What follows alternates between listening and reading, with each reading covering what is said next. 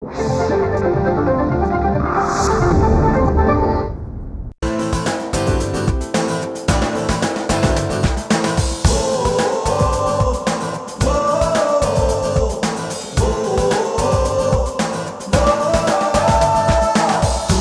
से झुके नहीं, कदम कभी डिगे नहीं। हो तूफानों से झुके नहीं, कदम कभी डिगे नहीं। राह में रुके नहीं, आसमां से बुलंदी तक। कोशिश से कामयाबी तक, कोशिश से कामयाबी तक, कोशिश से कामयाबी तक, कोशिश से कामयाबी तक, कोशिश से कामयाबी तक। नमस्कार, आदाब। कोशिश से कामयाबी तक सीज़न 2 में मैं ज़रीना नवाब तहे दिल से आपका स्वागत करती हूँ। दोस्तों, कुछ लोगों की कोशिशें इतनी सटीक होती हैं, उन्हें पता होता है कि उन्हें ज़िंदगी में कहाँ जाना है। इसीलिए बिना वक्त ज़ाया किए वह अपनी मंजिल की ओर चल पड़ते हैं और कामयाबी उनकी राह देखती रहती है। ऐसा ही कुछ हुआ है आज के हमारे मेहमान के साथ। उन्होंने हिंदुस्तान के लगभग सभी ज़बानों में काम किया है। आइए डालते हैं उनके काम पर एक नज़र। हमारे आज के मेहमान की माताजी बंगाल से थीं और ट्रेंड कथक डांसर थीं। पिता केरला में नाटक और रंगमंच से जुड़े हुए थे और यह खुद दिल्ली में संगीत कला एकेडमी से जुड़े थे। ज्यादातर बचपन दिल्ली में ही बीता। नाटक और अभिनय का शौक स्कूल के दिनों से ही था। हिंदू कॉलेज ने इस शौक को और भी परवान चढ़ाया। यहाँ पढ़ाई के साथ साथ रंगमंच से भी जुड़े रहे। कॉलेज के बाद जामिया मिलिया में दाखिला लेने की सोची, पर वहाँ दाखिला मिला नहीं। आखिरकार नेशनल स्कूल ऑफ ड्रामा के दरवाजे पे दस्तक दी और वहाँ इनकी मनमांगी मुराद पूरी हो गई। बाद में दिल्ली के मशहूर ड्रामा ग्रुप एक्ट 1 का हिस्सा बने। उन दिनों केतन मेहता सरदार फिल्म बना रहे थे। उसमें इन्होंने पहली बार कैमरा फेस किया। आखिरकार इनकी मेहनत रंग लाई। हिंदी सिनेमा ने दिल खोलकर इनका स्वागत किया और इन्हें बाजी और नाजायज जैसी फिल्मों में काम करने का मौका मिला। और फिर आई फिल्म द्रोह काल, जिसने इस कलाकार को पूरे देश की नजरों के सामने ला खड़ा किया। इस फिल्म में उन्होंने नसीरुद्दीन शाह और ओम पुरी जैसे दिग्गजों के सामने काम किया और इस फिल्म में अभिनय के लिए इन्हें बेस्ट सपोर्टिंग एक्टर के राष्ट्रीय अवार्ड से सम्मानित किया गया।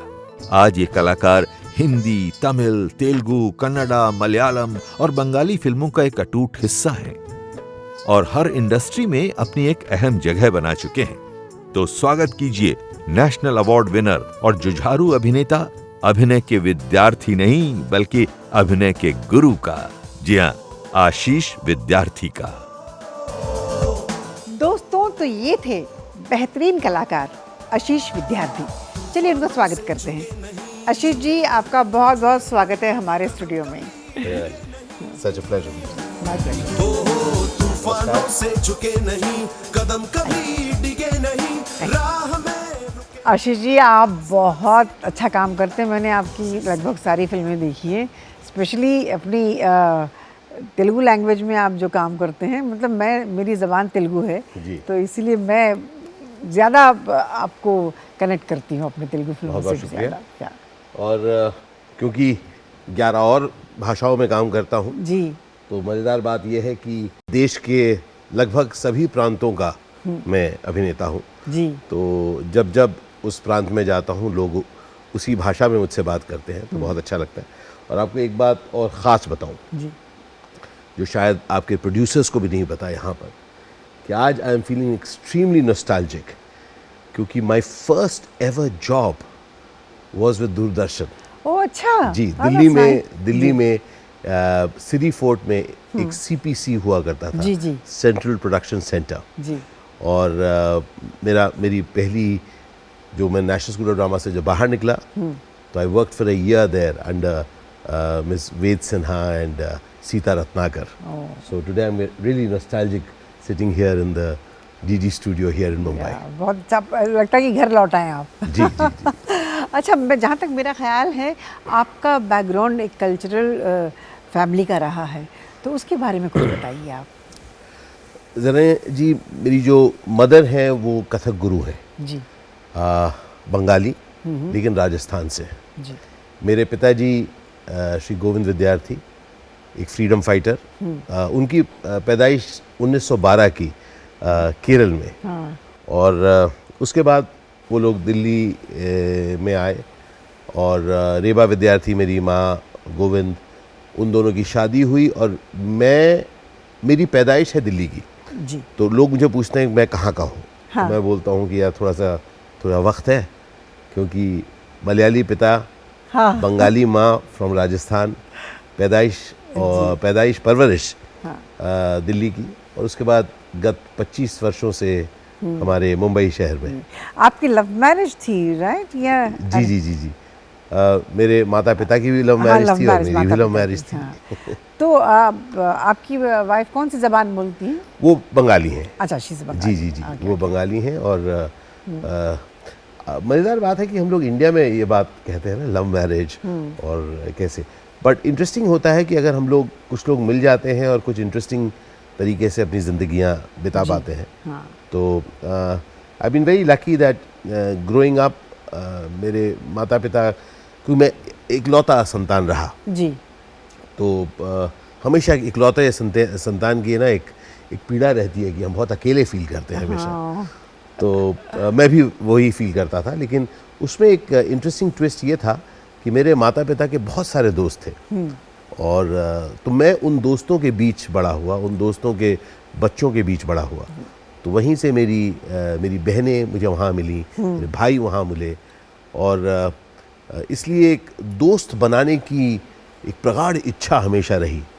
और वो दिन है और आज का दिन है, दोस्त बनाए रहता हूँ, जहाँ जहाँ जाता हूँ लोगों से मिलता हूँ, and I feel extremely blessed कि मैं एक अभिनेता हूँ और लोगों से मिल पाता हूँ। आपकी पढ़ाई कहाँ हुई? दिल्ली में? जी। और एक्टिंग का शौक कब से हुआ? इसको जरीना जी ने बहुत अच्छी अंदाज में कहा, लोग इसको कहते हैं एक्टिंग का कीड़ा कब काटा। तो मैं एक बड़े इंटरेस्टिंग स्कूल में गया। मेरा जो पहला स्कूल था उसका नाम था शिव निकेतन। वो स्कूल चलाती थी एक जर्मन लेडी, उनका नाम था मिसेस एलिजाबेथ गौबा। और आंटी गौबा, हम लोग आंटी बुलाते। आंटी गौबा का एक बहुत यूनिक तरीका था पढ़ाने का। वो पढ़ाती थी उनके स्कूल में, और उसके बाद लोग या उसे ड्रॉ करके या एनैक्ट करके या लिख कर जवाब दे सकते थे। पता नहीं क्यों शुरुआत से मैं उसको एनैक्ट करके जवाब देता था।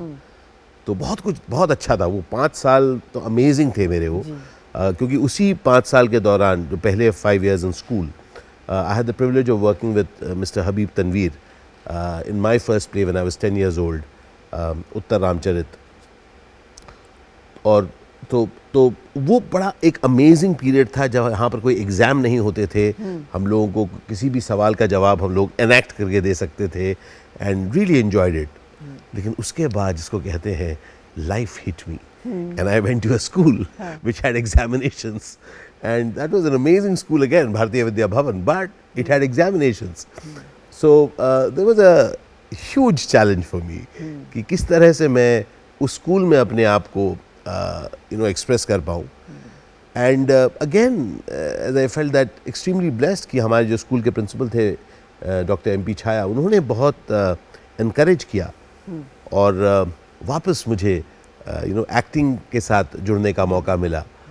और मेरे ख्याल से हर साल में जो 2 कल्चरल प्रोग्राम्स हुआ करते थे, I used to look forward to that, और उसके चलते मैं बाकी एग्ज़ाम भी दे दिया करता था। उसमें आप यूज्ड टू पार्टिसिपेट? जी। मैं इनफैक्ट उसी के लिए जीता था। और पढ़ाई में कैसे थे आप? पढ़ाई में तो खैर क्या बताऊँ आपको, बहुत ही अच्छा था। नंबर कम मिलते थे, वो अलग बात है। और एक्चुअली मुझे जैसे फिज़िक्स बहुत अच्छी लगती थी, लेकिन मैथ्स समझ में नहीं आता था। मैथ्स के आज भी जो नंबर है वो नाचते हैं मेरे आसपास। और अब जाकर समझ में आ रहा है कि एक तरह की एक मेंटल कंडीशन है। लेकिन उस वक्त तो मैथ्स में अगर आप बुरे हैं तो सबसे ज़्यादा डर होता था। दिल्ली में कहलाने का एक शब्द होता था, उसको कहते थे फेलिया। तो आजकल तो एक स्टाइल हो गया है कि कितने बच्चे कितने ज़्यादा ट्यूशन लेते हैं। और हम लोग जब बड़े होते थे तब अगर एक ट्यूशन लेना एक बहुत बात छुपाई जाती थी कि बच्चा इतना बुरा है कि इसको ट्यूशन लेना पड़ता था। तो लगता है उस डर के कारण मैं भी ट्यूशन नहीं ले पाया। हाँ, मेरी एक दीदी थी बबली दीदी, वो फिज़िक्स में बहुत मास्टर्स करती थी, तो मैं उनके पास जाता था कश्मीरी गेट में और पढ़ता था और खाता था। मतलब वो मतलब प्यार से मुझे मैथ्स पढ़ाती थी। तो मेरे ख्याल से मैं जो थोड़े बहुत नंबर आए शायद उन लोगों की वजह से आए, लेकिन उसके बाद 12th के करीब आकर मुझे लगा कि मैं अब मैथ्स और हैंडल नहीं कर पाऊँगा, और सिर्फ उस वजह से मुझे एक दुख है कि मुझे साइंस से जुदा होना पड़ा, क्योंकि मैं अदरवाइज साइंस में काफ़ी इंटरेस्टेड हूँ, लेकिन उसके लिए मुझे छोड़कर मैं हिंदू कॉलेज में गया एंड आई स्टडीड हिस्ट्री, और that was again an amazing फिर एक्सपीरियंस। उसके बाद आप हिंदू कॉलेज में आपका दाखिला हो जी, गया जी, था, जी। तो उसके बारे में बताइए। जी, Hindu college was a Delhi university का एकदम एक नामचीन कॉलेज, और जी बिल्कुल। इंटरेस्टिंग बात वहाँ पर हिंदू में ये थी कि हम लोग पूरे इंडिया के जो सब आईएएस पढ़ना चाहते थे लोग वहाँ आते थे। ओके। तो as a result it was a brilliant gathering of minds. तो मुझे मौका मिला ऐसे समझदार और ब्राइट लोगों के साथ इंटरैक्ट करने का। हिंदू कॉलेज का एक और हमारे उस समय के कुछ बहुत इंटरेस्टिंग कल्चरल हमारे कुछ गैदरिंग्स हुए। रेखा भारद्वाज, विशाल भारद्वाज, तब रेखा बंसल थी। हम तीनों एक ही कॉलेज में थे। अच्छा। तो मेरे ख्याल से हम लोग शाम के वक्त हमारी एक अलग ज़िंदगी बैठती थी कि हम लोग बैठ के गाने सुनते थे और गाने गाते थे। और इनफैक्ट मनोज वाजपेयी मेरे दोस्त, वो रामजस में थे, पर हम लोग सब एक साथ हम लोग मिलकर शाम का वक्त हुआ करता था थिएटर का, शाम का वक्त हुआ करता था परफॉर्मिंग आर्ट्स का, दिन का वक्त हुआ करता था कुछ पढ़ाई, और बाकी अलग अलग जगह जाकर लोगों की विचारों को सुनने का। तो it was a very fulfilling experience, the 3 years studying history. That's good. अच्छा, कभी ऐसा हुआ आप जब स्कूल में थे, अब बेत से मास्टर जी ने कभी आपके हाथ पे लगाया है? सब कुछ पूछ लेंगे आप। इन्होंने ये नहीं बताया था कि उस सब जमाने कुछ में बताना पड़ेगा। जो उस्ताद थे वो जरूर अपने स्टूडेंट्स को बेत से 1-2 तो लगा दिया करते तो थे। मैं आपको एक ऑनेस्ट, आजकल वो सिस्टम नहीं है। और मैं आपको बताता हूँ कि I have been very lucky कि हम लोग उस कस्प ऑफ टाइम पर थे जब वो बेत बंद हो चुकी थी। ओके। लेकिन रूलर था, याद है वो रूलर, 1 फुट का जो रूलर, वो रूलर था। बेत जा चुका था। तो हमारे एक मैथ्स टीचर थे श्री एस के मिश्रा, वो बीच बीच में टाक कर देते थे। But I been little lucky, मैंने शायद मैनेज किया कि 2 में मैथ में अच्छा नहीं था, लेकिन मिश्रा जी को मैं शायद कुछ, उन्होंने मुझे मारा नहीं, लेकिन हमारे एक टीचर थे, उनका भी नाम नहीं लूंगा, वो चूटी काटते थे। आई तो no, even I go I think so, I mean I don't know, but कई बार डर अच्छा होता है ना, उस डर से आप कुछ चीज़ें सीख जाते हैं। हाँ, ठीक है, हम एक छोटा सा ब्रेक लेते हैं आशीष जी। ब्रेक से आने के बाद हम बात करेंगे एनएसडी की। जरूर।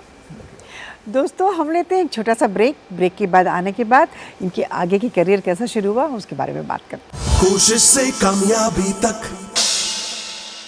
दोस्तों, ब्रेक के बाद आपका स्वागत है। हम बात कर रहे हैं बेहतरीन कलाकार आशीष विद्यार्थी जी के साथ।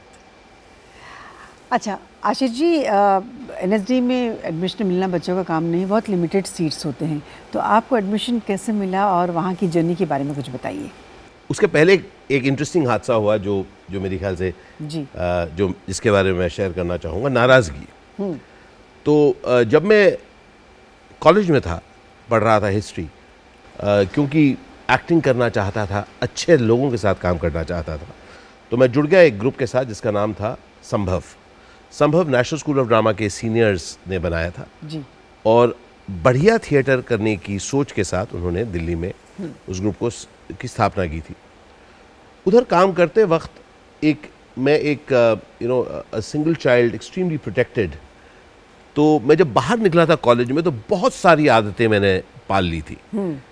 कुछ ऐसी आदतें भी जो शायद बहुत अच्छी नहीं थी। उनमें से एक आदत की वजह से कई बार मुझे ग्रुप से निकाला जा रहा था। दुख की बात यह थी कि बाकी लोग भी वो करते थे, लेकिन निकाला मुझे जाता था। तो मैं एक बार नाराज़ हो गया, नाराज़ हुआ और मैंने कहा कि मैं कभी एक्टिंग नहीं करूँगा।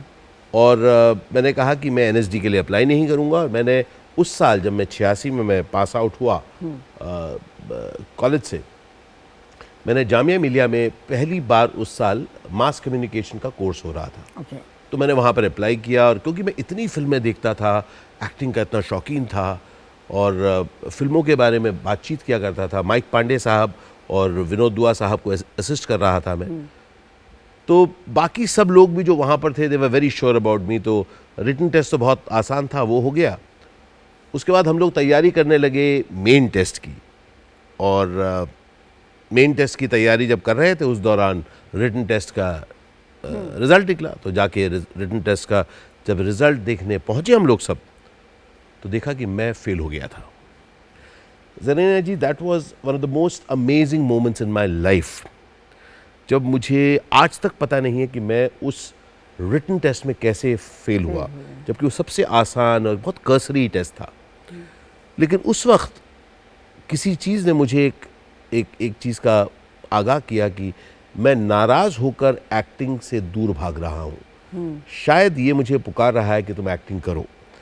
वहीं से सीधा मैं एनएसडी गया, मैंने एनएसडी का फॉर्म किया, और 1 साल मैंने बिताया to prepare to get into the National School of Drama. So getting into National School of Drama was a point of a lot of importance for me. क्योंकि मैंने कहा कि कहीं ना कहीं मुझे एक गैबी तरीके से मुझे एक संदेश मिल रहा है। तो drama school for me was an exciting journey, because पहली बार मुझे मौका मिल रहा था ऐसे लोगों के साथ रहने का जो थिएटर और थिएटर के फाइनर पॉइंट्स के बारे में मुझे कुछ सिखा सकते थे। तो नेशनल स्कूल ऑफ ड्रामा का एक उस दौरान होता था कि हर 6 महीने में एक स्ट्राइक हुआ करती थी। मतलब वो कितने साल का कोर्स था ये? वो 3 साल का कोर्स है। लेकिन 3 साल के कोर्स में मतलब 1-1.5 साल स्ट्राइक में बीतता था। और क्यों बीतता था, उसके भी बड़े मज़ेदार कारण थे कि हम लोग एनएसडी में घुसने के पहले एनएसडी को ऐसे देखते थे, अरे यार एनएसडी, यार अगर मौका मिल जाए, क्या फैकल्टी है, क्या लाइब्रेरी है, क्या खाना मिलता है, मतलब पैसे देते हैं ये लोग सीखने के लिए। लेकिन 6 महीने के अंदर जो स्टूडेंट अंदर जाता था उसको लगता था फैकल्टी ठीक नहीं है, उसको लगता था लाइब्रेरी में काफ़ी कमियां हैं, खाना तो ठीक है ही नहीं। तो हम लोग जब घुसे वही हुआ, 6 महीने के अंदर एक और किसी वजह से एक स्ट्राइक होने की बात हुई। तो मैंने कहा यार दोस्त ऐसा है, मैं दिल्ली का हूँ, मैंने ऐसे कई सारे स्ट्राइक्स देखे और देखा है कि हम लोग बहुत जल्दी किसी चीज़ से इम्प्रेस हो जाते हैं दूर से, लेकिन जब घुसते हैं तो हम लोग गलतियां ढूंढ लेते हैं। तो मैंने तय किया कि मैं वहां पर स्ट्राइक होने नहीं दूंगा और ख़ुद भी नहीं करूंगा। बट उससे एक बड़ी इंटरेस्टिंग चीज़ मेरी ज़िंदगी में आई, that's what I want to share about, कि it is amazing as human beings, हम लोग दूर से किसी चीज़ को बहुत चाहते हैं, लेकिन जब उस चीज़ को हासिल कर लेते हैं उसके प्रति हम रिस्पेक्ट खो देते हैं और चाह भी कम हो जाती है। उस चाह भी कम हो जाती है, उसके प्रति रिस्पेक्ट हमारी चली जाती है। हम सोचते हैं कि ठीक है वो तो मिल गया, and somehow that is something which has stayed on with me. और मैं ये कोशिश करता हूँ कि हम न सिर्फ उस चीज़ को पाने की इच्छा होनी चाहिए, लेकिन वो अगर मिल जाए उसको नर्चर करने की ख्वाहिश, उसको प्यार से सहेज के रखने की इच्छा बहुत ज़रूरी है। बिल्कुल सही कहा आपने। अच्छा, एनएसडी में आपने एक्ट 1 ग्रुप में काम किया था? जी, एनएसडी के दौरान बहुत अलग अलग किस्म के नाटक किए, अनटचेबल बोल के एक नाटक किए, मतलब बहुत सारे नाटक किए। चाणक्य, विष्णुगुप्त, सत्यदेव दुबे साहब के साथ मैंने काम किया, और Dubey ji was one of the most amazing teachers that I got. Drama school में राम गोपाल बजाज जी मेरे पहले टीचर थे, और उसके बाद जो अमेजिंग इंसान मेरी ज़िंदगी में आए वो थे पंडित सत्यदेव दुबे। दुबे जी ने मुझे एक्टिंग से भी ज़्यादा ज़िंदगी के कुछ ऐसी चीज़ें सिखाई जो आज तक मैं अपने को अगर मैं संभाल के रखता हूँ उनकी वजह से ही। जी। ड्रामा स्कूल से निकलते ही हम लोगों ने, मैं एक ग्रुप के साथ जुड़ने की मेरी खुशकिस्मती रही। उस ग्रुप का नाम था act 1। Act 1 Shri NK Sharma, हमारे दोस्त एनके, जिनको मैं प्यार से नेक्सस बुलाता हूँ, नेक्सस चलाते थे। और नेक्सस के साथ जुड़ के हम लोगों ने कुछ बहुत अच्छे नाटक करे, जिसमें बाजू, मनोज और मैं और हम लोग सब बहुत सारे एक्टर्स जो इस दौरान आपको बम्बई में दिखते हैं हम लोग। अच्छा, आप जब ये कोर्स कर रहे थे उस दौरान और भी जो आपके साथ जो स्टूडेंट्स थे उनमें से कोई फिल्मों में है अभी? बहुत सारे लोग हैं, मतलब अलग अलग जगह पर लोग काम करते रहते हैं, लेकिन मेन चीज़ ज़रीना जी ये है कि वो एक दौरान था जब बहुत भूख थी। अमेजिंग अमाउंट ऑफ भूख थी और जरिए बहुत कम थे। हाँ, हम सबके पास ये शोज़ नहीं थे इतने, तो बहुत कम चीज़ थी जिसके थ्रू हम लोग अपने आप को कुछ करके दिखा सके। तो मुझे याद है कि जब एक्ट वन में काम कर रहा था उस दौरान सईद मिर्ज़ा बम्बई आए और मंडी हाउस का एक गोल चक्कर था, बारिश का मौसम था और बज्जू भाई ने मुझे मिलवाया कि ये सईद मिर्ज़ा हैं। उन्होंने कहा कि अच्छा एक्टर है। तो सईद के लिए मैंने वहीं चाय पीते हुए मैंने कुछ एक परफॉर्म किया। फिर सईद ने कहा अच्छा तुम बम्बई ज़रूर आना। हाँ। उसी दौरान सरदार पटेल बोल के एक फ़िल्म बन रही थी। हाँ, जी। तो वहाँ पर सुहासिनी मुले मुझे मिली और उन्होंने मेरा एक ऑडिशन लिया and I got one role. But main चीज़ वहाँ पर ये थी कि हम लोग सब अपने आप को इतना पुख्ता एक्टर बनाना चाहते थे। हम लोग सोलिडिक्वीज याद करते थे, परफॉर्मेंसेस सोचते थे कि किस तरह से अपने आप को हम डायरेक्टर्स और प्रोड्यूसर्स को इम्प्रेस कर पाएँ, ताकि वो लोग कहें कि यार वाह कैसे एक्टर हो। देखिए ये आपको याद रखना पड़ेगा, हम में से कुछ एक लोग, जैसे कॉलेज में भी जब हम पढ़ते थे तो हम लोग 4-5 लोग खड़े होते थे, तो कोई आता था कहता था अरे यार तू एक्टर बन यार, कमाल एक्टर है यार, और तू भी ज़रूर एक्टर बना, कमाल क्या दिखता है। लेकिन मैं बीच में खड़ा रहता था, लोग स्किप कर जाते थे। फिर कैसे तो हमें पता था कि लुक्स की वजह से कोई कहेगा नहीं कि तुम फिल्मों में एक्ट करो, तो कोशिश करनी पड़ेगी कि काम कुछ ऐसा करें। और वो एक ऐसा ज़माना था जहाँ पर सचमुच एक अलग किस्म के दिखने वाले लोगों को ही फिल्म एक्टर माना जाता था। तो एक जिद भी थी, एक गुस्सा भी था और एक इच्छा भी थी।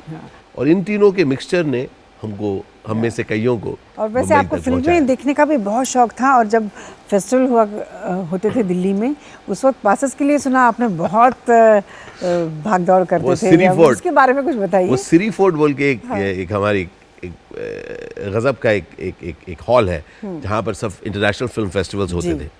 और see that is one of the dichotomies of life and ironies of life, कि हम लोग जब उस वक्त फिल्म देखना चाहते थे, लेकिन हमारे पास ऑब्वियसली उतने पैसे तो थे ही नहीं कि जाके, तो डेलीगेट पास सोचते थे कि यार कोई बना दे, तो हम कौन जो हमें कोई डेलीगेट पास दे। तो फिल्म फेस्टिवल्स बड़ी मुश्किल से कुछ एक फिल्में हम देख पाते थे। लेकिन उसके बाद जब फिल्मों में काम करना शुरू किया, उसके बाद लोगों ने बुलाना शुरू किया कि फेस्टिवल्स में आए, और तब वक्त नहीं हुआ कि फिल्में देख पाए। तो ये एक आयरॉनिकल सिचुएशन होती है, जैसे मैंने पहले भी बताया कि कई बार इच्छा बहुत होती है, प्रगाढ़ होती है, लेकिन साधन नहीं होते, और कई बार जब साधन हो जाते हैं तो वक्त नहीं मिलता।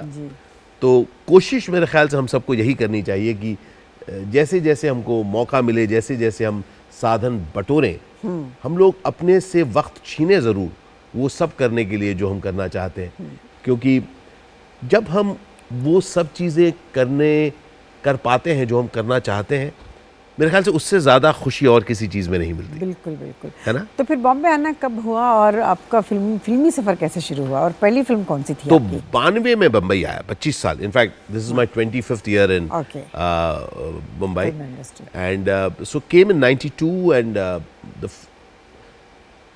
The first film that I shot was Sardar, Ketan Mehta sahab के साथ मैंने वीपी मेनन का उसमें रोल किया। और जो मेरी पहली फिल्म रिलीज़ हुई, जिसके लिए मुझे एक्चुअली पहली फिल्म, दैट वाज द्रोहकाल, जिसके लिए मुझे नेशनल अवार्ड मिला। लेकिन उसके पीछे एक और चीज़ भी है कि मैं बम्बई आया एक फिल्म करने जिसका नाम था कुत्ते की मौत। अच्छा। ये फिल्म अब तक बनी नहीं है। ये फिल्म सईद मिर्ज़ा बनाना चाहते थे। हाँ। और उन्होंने मुझे कहा था कि वो फिल्म में तुम काम करोगे, तुम बम्बई आओ। तो मैं आया उस फिल्म की वजह से। वो फिल्म कभी नहीं बनी। मैं सईद के साथ अमेजिंग वक्त बिताया। मैं उनके ऑफिस में जाके बैंड्रा में उनसे, अजीज़ से बहुत कुछ सीखा, बहुत कुछ पाया। तो कई बार ये होती है कि बात की वो फिल्म जिसके लिए आप आए हो शायद वो ना बनी हो, लेकिन उस जर्नी के दौरान हमने बहुत कुछ सीखा। तो सईद के साथ जो मेरी रिलेशनशिप है, it is as deep as anything else, क्योंकि उनसे मैंने इतना पाया, उनके थ्रू मैं बहुत लोगों से मिल पाया। उनके साथ फिल्म में काम करने का मौका नहीं मिला। इसका मतलब आपने स्ट्रगल नहीं की बॉम्बे आने के बाद, जैसे होता है बहुत लोगों को कई वक्त लग जाता है मज़ेदार आप- बात हाँ। यह है कि मैं जब किस्से को सुनाता हूँ तो मैं कोशिश करता हूँ कि उसमें आपको वो हाँ। STRUGGLE नहीं आ रहा ना है। सुनाई दे। या पर मैं आपको बताऊं कि उसको आप कुछ भी कहें, काम जब तक बंबई में नहीं होता आप जी नहीं सकते। हाँ। तो जब पहले 2 साल फिल्में नहीं मिल रही थी या कुछ काम नहीं था तो वॉइस ओवर करते थे, वॉइस ओके। ओवर करके करते थे। पर मैं उसको कभी स्ट्रगल का शब्द नहीं हाँ, देता हाँ, हूं। बिल्कुल और मैं नहीं, उसको बहुत मतलब- मज़े से सुनाता हूँ हाँ। क्योंकि वो सैड स्टोरी सुनाने से कोई पॉइंट कोई है नहीं, point नहीं क्योंकि है, हम that's सब true। लोग अपनी ज़िंदगी में अपने हिस्से का सब कुछ एक्चुअली जी सबके चुके हैं। साथ होता है, हम भी आर्टिस्ट हैं, हमारे साथ भी हुआ है। Exactly. हमको भी जैसे आपने कहा है कि जी, वो जी। कह नहीं सकते, तो लेकिन that is the Joy of life. Yeah, तभी तो मजा आता है जब success मिलती है आपको। और उसके बाद हम लोग उसको कहें कि यार तुम्हें पता नहीं यार कितना हमने सहा। भैया सबने सब कुछ सहा है। दुनिया में ऐसा कोई नहीं है जो अपने किसी चीज को करने में जिसको ऐसे ही प्लेट में मिला है। इनफैक्ट जिसको प्लेट में मिला है उसको प्लेट संभालने में भी काफी स्ट्रगल मिलती है। हाँ। But what I really enjoy about this city is कि यहाँ पर अगर आप कुछ कर गुजरना चाहते हैं तो आप अपने मौके क्रिएट कर सकते जी। हैं। Not just waiting for situations to happen, you go out and create scenarios, and that is what I find extremely powerful about this Powerful, city. yes. हम लेते हैं एक छोटा सा ब्रेक। जरूर। दोस्तों, हम लेते हैं एक छोटा सा ब्रेक। वापस आकर इनकी द्रोहकाल के बारे में हम जानेंगे। कोशिश से कामयाबी तक। दोस्तों, ब्रेक के बाद आपका फिर से स्वागत है। दोस्तों, हम बात करेंगे आशीष जी से। उन्हें द्रोहकाल फिल्म में जो नेशनल अवार्ड मिला है उसके बारे में जानते हैं। अच्छा आशीष जी, पहले ये तो बताइए, ये फिल्म कैसी मिली और आप काम करते वक्त आपको कैसा महसूस हुआ एंड उस वक्त आपको पता चला कि you are going to get national award, उसके बारे में कुछ बताइए। ऐसा कुछ भी नहीं हुआ था। डरा हुआ था, घबराया हुआ था। माँ बाप को खिलाने की कोशिश में बम्बई आया था। तो अवार्ड तो बहुत दूर की बात है, मतलब कुछ समझ में ही नहीं आ रहा था जब ये वाली फिल्म मिली द्रोहकाल। आज भी कभी मैं पूछ लेता हूँ गोविंद जी से मुझे क्यों दिया आपने वो रोल, तो मुझे बताते हैं कि तुम्हारे स्किन का टोन ठीक था। हाँ। तो मुझे जब वो रोल मिला, और वो फिल्म बहुत ही एक चैलेंजिंग सिनेरियो में बनती थी, क्योंकि जब जब गोविंद जी के पास पैसे होते थे गोविंद जी उसकी शूटिंग करते थे। 16 mm में that film was shot in 16 mm। उस फिल्म की जो मेरे लिए एक्स्ट्रॉर्डिनरी एक्सपीरियंस था was working with Om ji and Naseer bhai. It was extraordinary and being mentored by Govind ji. उन्होंने इतने प्यार से मुझे वो बिगिनिंग स्टेप्स दिए, जिसने और उसमें प्यार में ये ना समझें कि स्पॉइलिंग, पर उसमें जस्ट उन्होंने जो मुझे कुछ सीख दी। जी। जब मैं कुछ ज़्यादा करता था कहते थे स्टॉप स्टॉप, ओके। तो एकदम कड़क एक तरह से, और एक तरह से इतना उनकी सेंसिटिविटी आज भी मैं मिस करता हूँ जब वो एक्शन कहते थे, जिस तरह से वो एक्शन कहते थे, या जब वो रीटेक मेरे से करवाते थे तो यूज्ड टू मेक श्योर कि मैं कॉन्शियस नहीं फील कर रहा हूँ। मेरे पास आते थे और फिर एक लाइट दिखाते थे, कहते थोड़ा टिल्ट डाउन टिल्ट अप, फिर मेरी तरफ देखते थे और दिखाते थे कि लाइटिंग की वजह से वो रीटेक हो रहा है। हाँ, It was ताकि आपको really, feel ना हो। really very हाँ। kind, really kind. या एंड पर वही होता है कि जब आप ऐसी जगह से जहाँ आपकी शुरुआत होती है, जहाँ नसीर भाई ओम जी के साथ आप सीन्स कर रहे हो और उस समय कुछ पता ही नहीं चल रहा, क्योंकि एक के बाद एक चीज़ हो ही जा रही है। ओम जी मुझे याद है यारी रोड से मुझे बुला लेते थे, मैं अपनी बाइक वहाँ खड़ा करता था और लाइंस करते हुए उनकी गाड़ी में मैं राजकमल स्टूडियो आता था। और एक चीज़ कभी नहीं भूलती कि आप जब ऐसे एक्सपीरियंस से गुजरते हो, you are just blessed by humanity. Yes. उस समय पैसे की कोई बात नहीं होती, उस समय सिर्फ ये होती है कि just the pleasure, just the honour of working with such people, and I am that has stayed with me. और मेरी हमेशा ये कोशिश रही है कि क्या मैं अपने अंदर वो एक लार्जनेस ला पाऊँ जो मैंने मेरे अपने उन सीनियर्स उनसे के पास सीखा है। देखा था right at the beginning of my career. So Drohkal is something which defined me, and I'll never ever.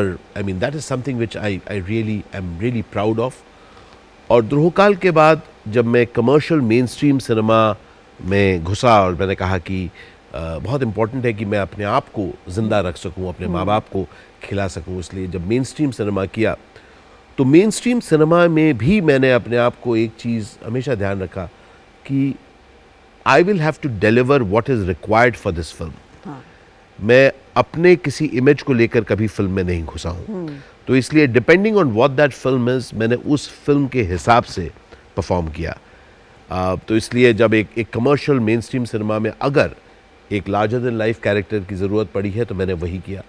और जब एक इस रात की सुबह नहीं जैसी एक फिल्म मिली जहाँ पर मुझे एक दूसरे किस्म का किरदार मिला, दूसरे किस्म की पिचिंग की ज़रूरत पड़ी, मैंने वो किया।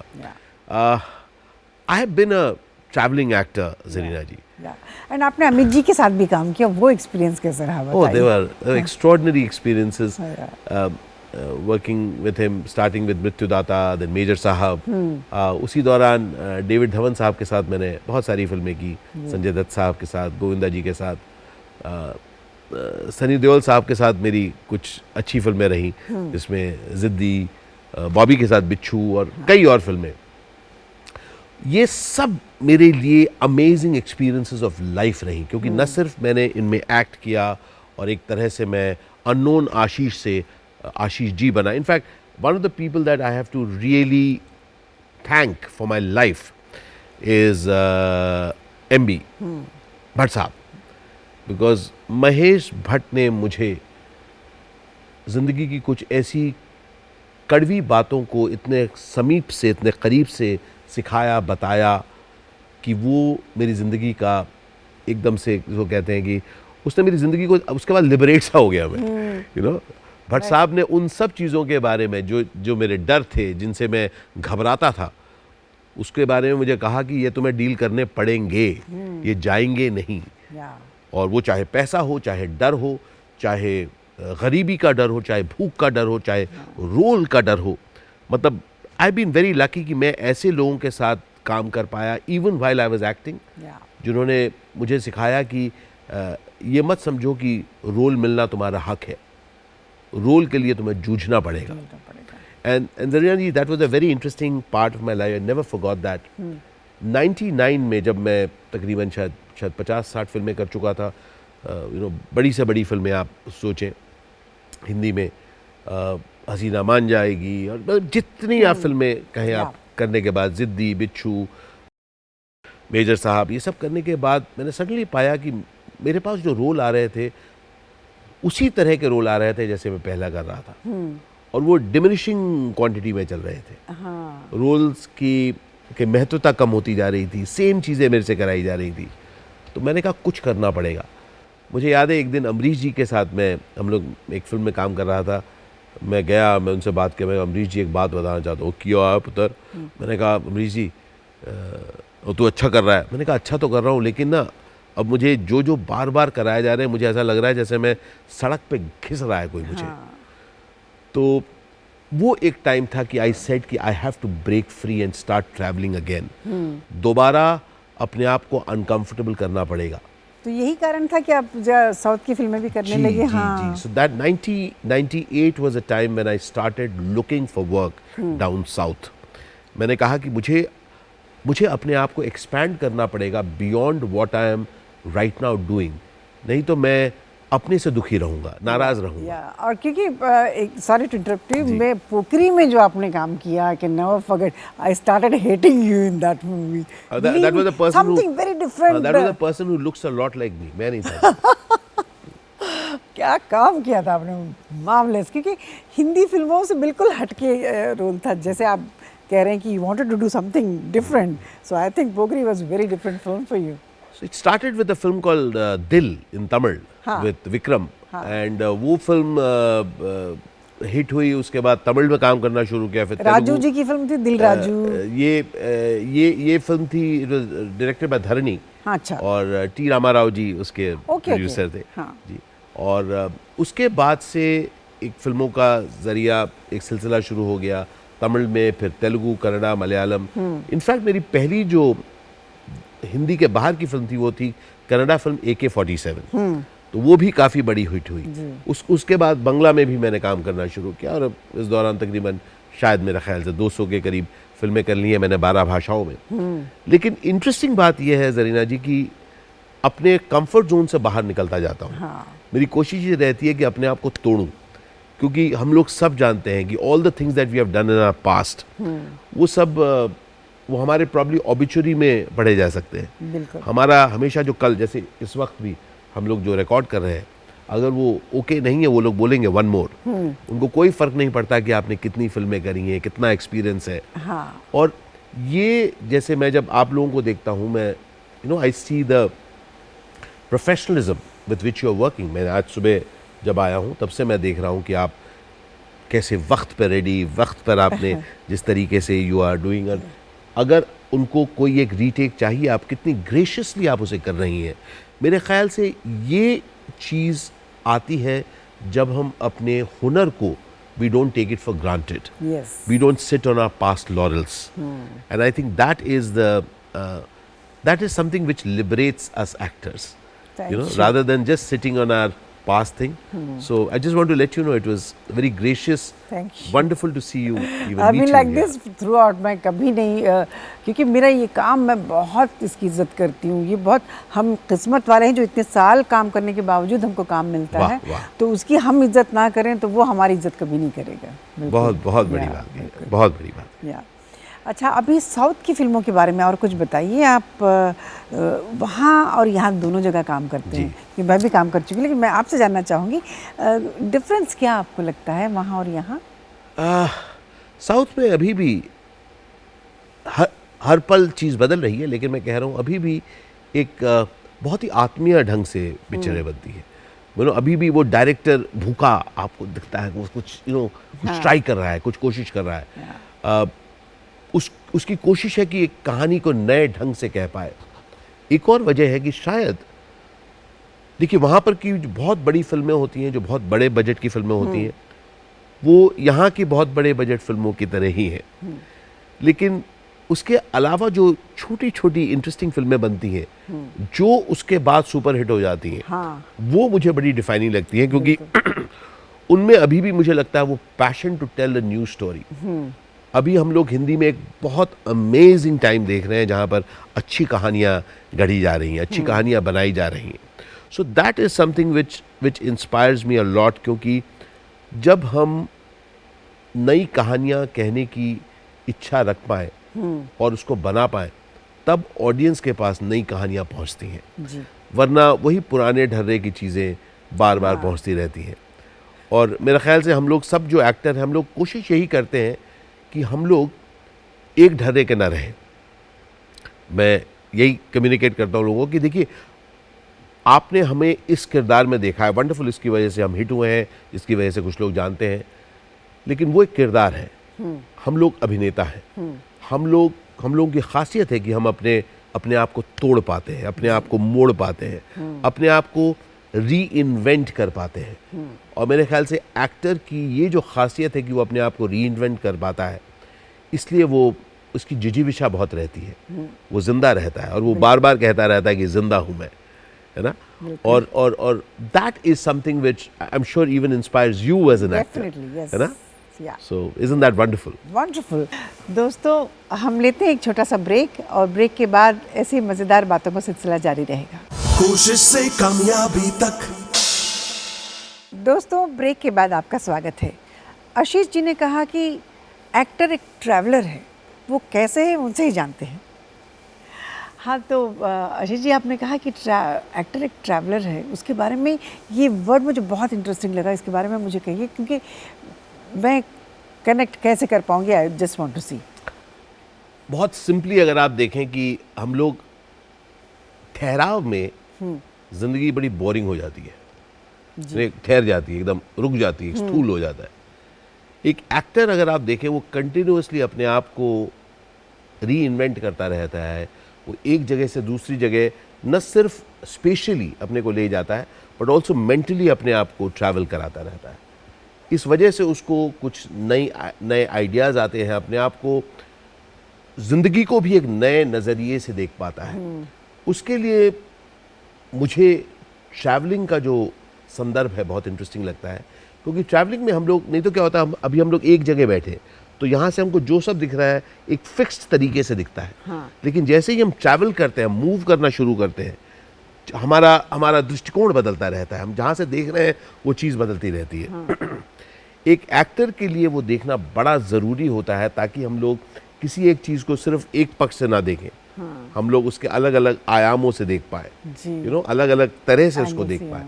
And that not only is the result of that interesting, I also find the process interesting, क्योंकि उस प्रोसेस में आप अपने with in quotes safety zone से निकलते हैं और आप ऐसी चीज़ें करने की कोशिश करते हैं जो सचमुच आपको इंस्पायर करे।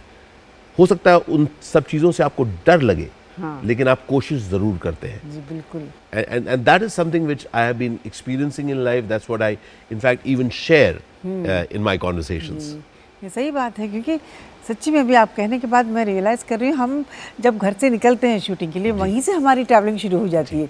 हम जाएंगे, कैसे मेकअप करेंगे, कैसा काम करना है, ये शॉट कैसे लेना है, यहाँ एक्सप्रेशन कैसा देना है, माइंड वाकई में ट्रैवल करता ही रहता है। In fact Dariya ji, if you even look at yourself, आपने शुरुआत कहाँ से की? जस्ट इमेजिन आपके जो बैकग्राउंड, जहाँ से आपकी पैदाइश हुई, जहाँ से आप बम्बई आई, that makes your journey special, that makes you special as an actor. And I think हम लोग न सिर्फ एज एन एक्टर, अगर हम देखें, हम में से हर एक की कहानियाँ कहीं ना कहीं से जुड़ी है, और जिसको मैं कहता हूँ कि none of us are without. So none of us are without का मतलब ये है कि हम सब की ज़िंदगी में कुछ अमेजिंग एक्सपीरियंसेस रहे हैं और कुछ नॉट सो अमेजिंग एक्सपीरियंसेस रहे हैं। उनमें से हर एक का कुछ ना कुछ योगदान रहा है हमारी ज़िंदगी में। So we should not start pushing away the experiences that we have gotten. They are part of our life because that is exactly how life has been defined for us. And in fact, ऐसी कुछ गपशप मैं करता हूँ organizations से जाकर कुछ सालों से, उसका नाम मैंने रखा है Avid Minor. Avid Minor conversations, एक तो सबसे पहले Avid Minor जो है वो एक मेरा वर्ड प्ले है, Avid मतलब आशीष विद्यार्थी से, और मेरा इसका बायलाइन है Tapping the Greatness Within. मैंने पाया है कि हम लोग बहुत सारा वक्त बिताते हैं नाराज़गी में, और सबसे ज़्यादा नाराज़गी एक्चुअली हमारी होती है हमसे, खुद से नाराज़गी होती है। और मैं भी I have gone through my share of it and I continue to go through it. लेकिन मैंने पाया है कि जब हम अपने आप को कंग्रेचुलेट कर पाए, जब अपने अंदर की खासियत को पहचान पाए, तो फिर वो नाराज़गियाँ गायब हो जाती हैं। देखिए, नाराज़गियाँ होती हैं, हम वो सब चीज़ों को देखते हैं और कहते हैं यार वो नहीं है मेरे पास और वो नहीं है मेरे पास। लेकिन जब हम अपने आप को पाते हैं, अरे यार ये तो क्या है और ये तो है, I have this amazing person in my life, I have had this amazing experience in my life. तो हम लोग जब अपने आप को एक्नॉलेज कर पाते हैं for what we have rather than beating ourselves for what we don't, that is when we truly become an amazing human being who actually goes out and contributes, makes a difference in the life of others. So Avid Minor Conversations के साथ मैं organizations, colleges, universities, इन तक मैं पहुंचता हूं, और वो लोग जो डील कर रहे होते हैं लाइफ को लेकर, I curate some conversations, और मैं उनके बीच जाकर I try to make a difference with all the experiences, whatever that I've seen in my life. मैं तो कहूँगी एक तरह से आप साइकेट्रिस्ट जैसे हैं, ऑनेस्टली। आपके साथ थोड़ी देर बैठेंगे तो बहुत अच्छा नॉलेज मिल सकता है लोगों को, ऑनेस्टली। एंड एक बात और बताइए, आप यहाँ की फिल्में करते हैं, साउथ की फिल्में करते हैं, थिएटर करते हैं, थिएटर के लिए वक्त कैसे निकाल पाते हैं आप? सो कहीं ना कहीं एक बात हो जाता है ना कि हम लोग क्या करना चाहते हैं, वक्त हमको फॉलो करता है जी।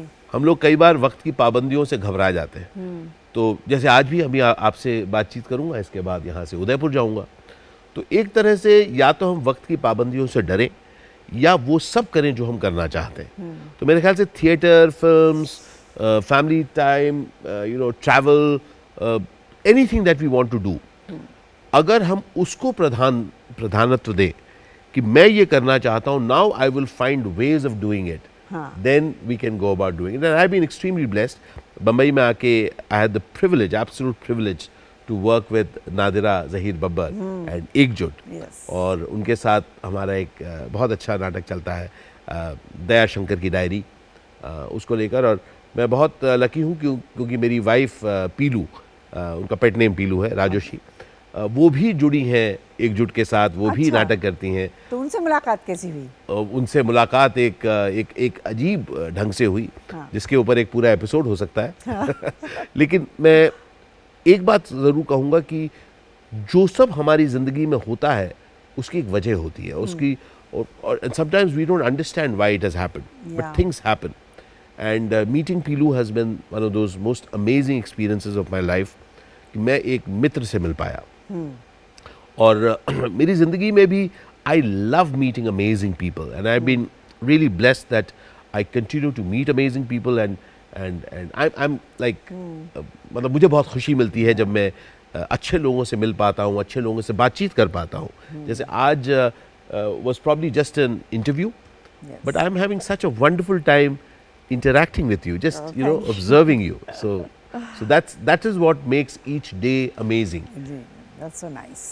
अच्छा, आपके घर में और भी किसी को एक्टिंग का शौक है? आपके बच्चों को? नहीं, they मेरा must be very young, of course. हाँ, नहीं, वो क्या होता कि जैसे मैंने कहा ना कि मैथ्स के नंबर मेरे सामने डांस करते थे, तो मुझे लगता था कि मेरे पास मैथ का जीन है ही नहीं। हाँ। लेकिन मेरा बेटा जो अभी 17 साल का है, अर्थ उसका नाम है, तो अर्थ को जब मैं मैथ्स के बीच में ऐसे ही आराम से टहलते हुए देखता हूँ, मज़े करते हुए देखता हूँ, तो मैंने रियलाइज़ किया कि I had a math gene but I couldn't find it, I couldn't find it, he is found it. Okay, so he is kind of really enjoys math, और वो साइंस और मैथ्स का काफ़ी इंटरेस्ट रखता है। उसको किसी ने रिसेंटली पूछा कि यार तुम इंडस्ट्री में आओगे क्या, तो उसने बोला कौन सी इंडस्ट्री। अच्छा जवाब था। So I don't know what he will do, but probably initially I don't see him going towards acting. वो थोड़े से कुछ एरोस्पेस की बातें आजकल करते हैं। That's good. हाँ, चलिए, बहुत मज़ा आ रहा आपसे बात करके। आशीष, अभी हम एक छोटा सा रैपिड फायर करेंगे। मैं सवाल पूछूंगी, आप एक एक लाइन में जवाब दीजिएगा। आपका पसंदीदा कलाकार कौन है? अमिताभ बच्चन। गुड। एंड और आपकी ऑल टाइम फेवरेट फिल्म कौन सी है? मुकद्दर का सिकंदर। अच्छा, वो भी। और अपनी की हुई कौन सी फिल्म आपको ज़्यादा अच्छी लगती है? इस रात की सुबह नहीं। इस रात की सुबह नहीं। गुड।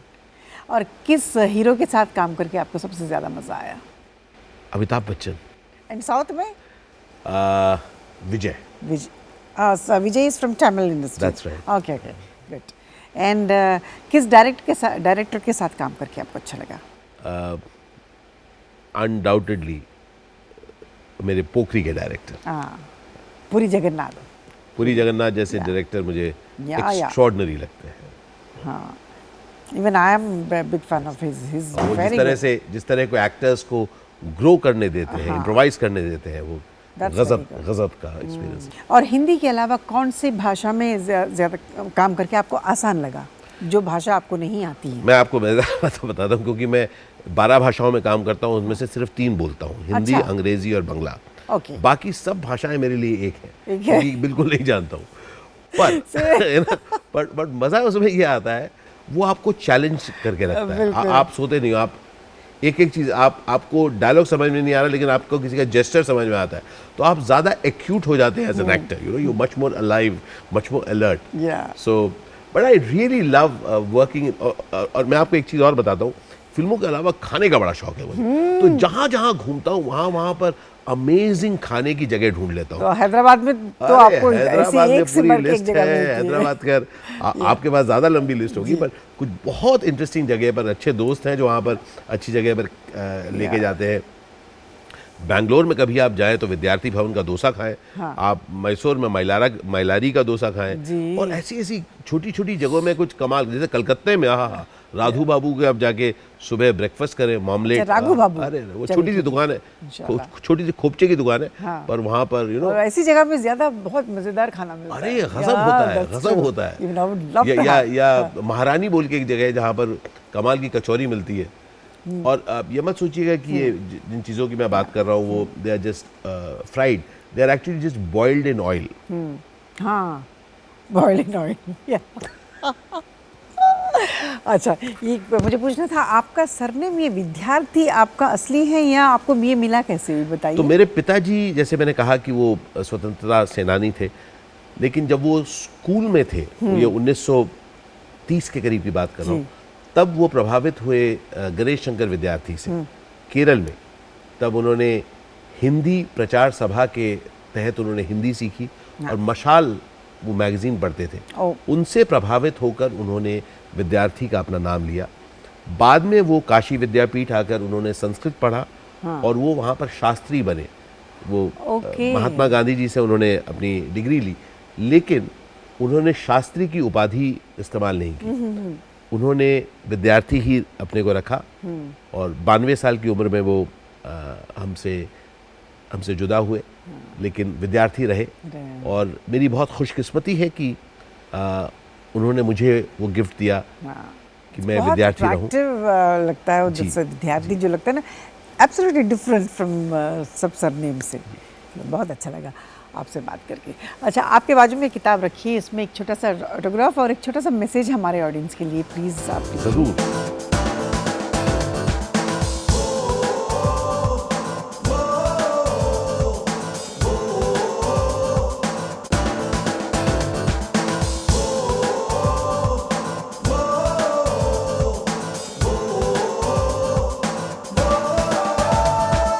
तूफानों से झुके नहीं,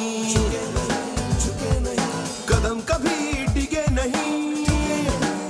ओ तूफानों से झुके नहीं, कदम कभी डिगे नहीं, राह में रुके नहीं, आसमां से बुलंदी तक, कोशिश से कामयाबी तक, कोशिश से कामयाबी तक, कोशिश से कामयाबी तक, कोशिश से कामयाबी तक, कोशिश से कामयाबी तक, कोशिश से कामयाबी तक, कोशिश से कामयाबी तक।